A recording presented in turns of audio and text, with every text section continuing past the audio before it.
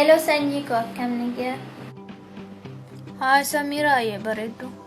Maa bilbila namarraan qabee sittantu maan kaaftu bilbila. Walaa hojimatu biizii na godhee nas hojii haasa'uu dhabee dhiifama naaf godhe ishee. Hojii mabbiizii si godhe. Innaa waan hatattamaa wayisi himuu fedha. Abbaan koo waan arrabseef jecha har'a heeruma aanaa dheerumuu fedhiin qabu kaabannaati. Kan akka dhuftu akka wal fuunuuf fedha. Harmuma adhuma sin barbaada. Yoo tadha natti hin heerumne intala biraa fuudha. Ta biraa fuudha yoo ati natti heerumne. Ishii bakka sii galee ammumaan tana kootu. Sinan bayanan dhufa bakka. Bilbila ishii si eegaa yeroo mana baatu natti himi. Tole. Haayee baay. Haadhatoo dhiifama naaf godhii har'a ganaa waan ati na aarteef jecha heerumee jira heeruma abbayeera. Dhiifama haadhatoo si jaaladha.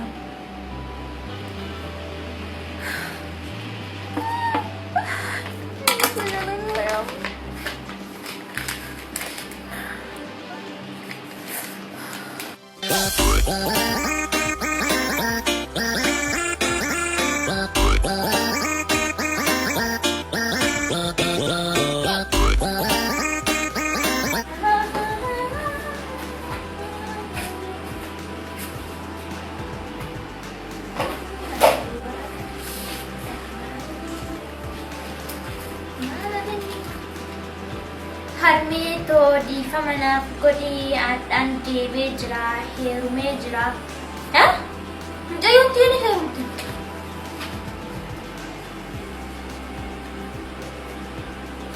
Hello. Eessa jirta ammaan tana kootu yaa ammaan tana dhufne ammootu hin argitaa ta'e bakka itti galtu. Ammumaan tana kootu sin jechuu jira. Heerume.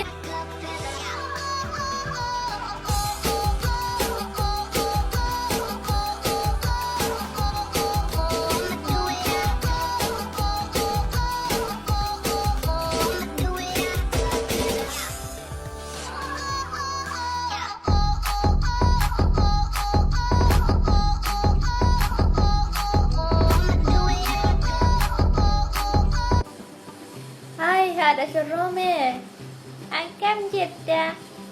Intalli tiyyaallee heerumtee amma kun tokko ijoollee lama deessee ta sadaffaa garaa qabdi kun yeroo hunda abbaa manaatii godhabdi kun yeroo hunda badiidha. Haadha shammaa akkam caddi baga sirraayyuu heerumtee baga argite waa haati argite heeruma dharraanee heerumee rarraanee jennee maa shamarran. Jadi mati si gache argitu jadi yeroo ati duraanii dhiitee bootti yeroo ati kasi kun ijoollee deessallee qabattee manatti tolchitee kun kan gara qabattee akkana bootti kun bilbila jalaan kaasu abbaan manaa. Maal godhi jetta haadha shorroome? Cadhisiitume jaallalaati. Nagaan naa ooli akka marattu yaa haadha shaamuree. Baay heerumtee mana kan keenteen yeroo duraanii na booddisaa turte hadhamii maaliif dhuftee mana kee? Harmee pilees natti wacine tiyyayyuu mataa na dhukkubeera ijoollee kiyya fudhadhee sirraa deemaa natti wacine harmee.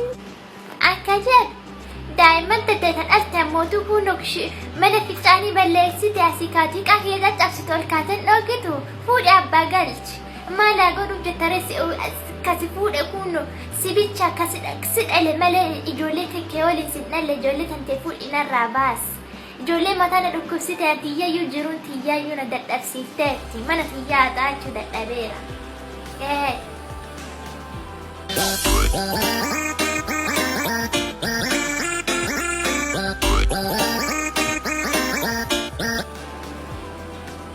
Hello. Hi Wanufi. Qarana anas sariyannaan baate ijoollee tantee waliin natti hin galin balbala kana dhuftennaan lukatee si cabsa.